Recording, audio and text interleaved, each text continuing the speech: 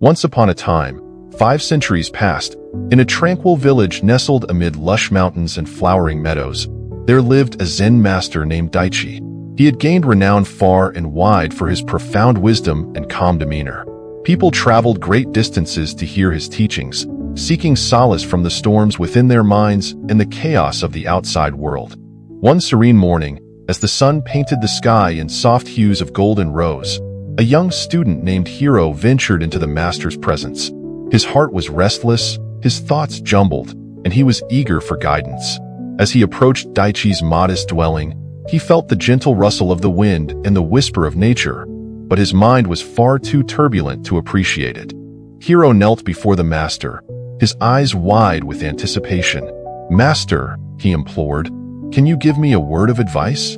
Daichi, sitting on a simple mat, regarded the young man with a tranquil smile. Without a word, he reached for a cup and filled it with water from a nearby stream. He then raised the cup to show Hiro, who leaned forward, curious. "Your mind," the master began, "is like this water in the cup. When it is agitated, it becomes difficult to see its true nature." He gently stirred the water with his finger, causing ripples to form. "Be at peace, and you will see its true nature." The student watched in silence as the ripples gradually subsided, revealing the clear reflection of the sky above. The instant was illuminating, and something within Hiro stirred. "Thank you, master," he said, bowing deeply, before departing with a heart that felt a little lighter, a little clearer. However, as months unfolded, Hiro found himself caught once again in the tempest of his thoughts. Life seemed to spin around him, presenting challenges that left him feeling overwhelmed. He encountered disappointments and distractions that clouded his mind like dark storm clouds obscuring the sun. Despite the master's words, he often struggled to find peace within. Determined to seek clarity, Hiro returned to Daichi later that year. The master welcomed him with the same gentle smile, but Hiro felt a heaviness in his chest. "Master, I have returned," he began, his voice laced with frustration. "I still cannot find the stillness you spoke of." Daichi patiently listened, his eyes steady and warm. "Tell me, young one," he responded, "what troubles your heart?" Hiro spoke of his many worries, the pressures of his studies, the expectations placed upon him by his family, the anxiety about his future. "I feel as though I am constantly swept away by these currents, unable to find my footing. I fear I will never achieve peace." The master nodded sagely and gestured for Hiro to take a seat across from him.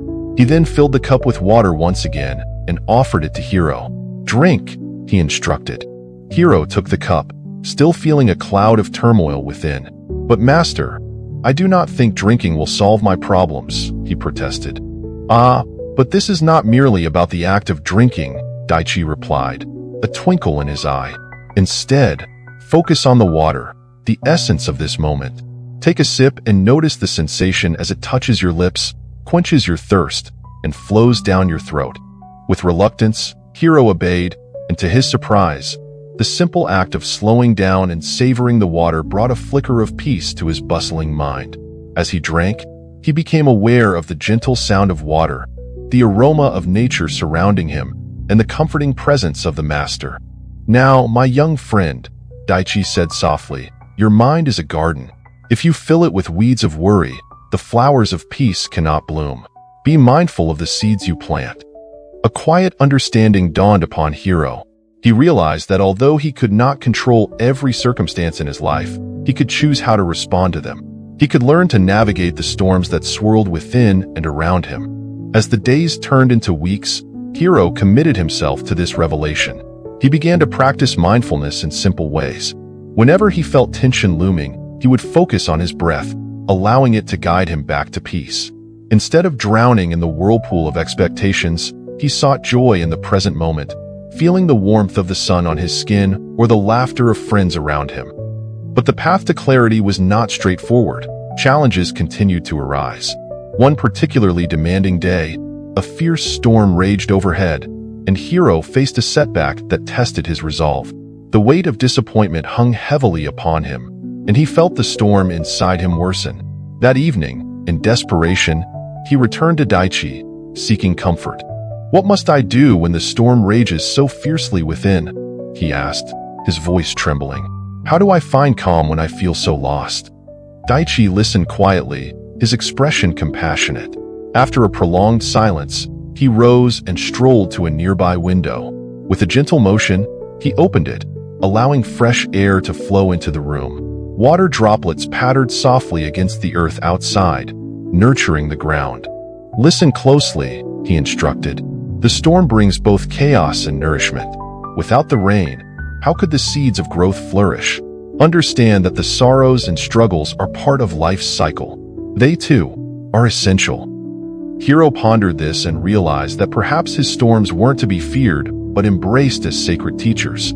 They could lead him to deeper understanding and growth. Master, he said slowly, you mean I should remain present even in difficult times, rather than wishing them away? Precisely, Daichi affirmed. Your acceptance of life's highs and lows will shape your wisdom. When you learn to dance in the rain instead of running from it, you will become stronger, more resilient. With renewed determination, Hiro took the master's words to heart. He cherished the beauty of sunny days and learned to find solace in storms. Each obstacle became a stepping stone, and every moment spent in reflection deepened his understanding. As he walked through life, unafraid of the fluctuations, he began to see the beauty in both ease and struggle. Seasons shifted, spring blossomed into summer, summer mellowed into autumn, and as time steadily moved forward, Hiro found himself transformed. His mind, once chaotic and tumultuous, became a serene expanse of calm waters. Through patience and perseverance, he discovered the art of being present, of embodying peace despite the inevitable trials. Years later, as a wise man in his own right, Hiro returned to the mountain where Daichi once sat.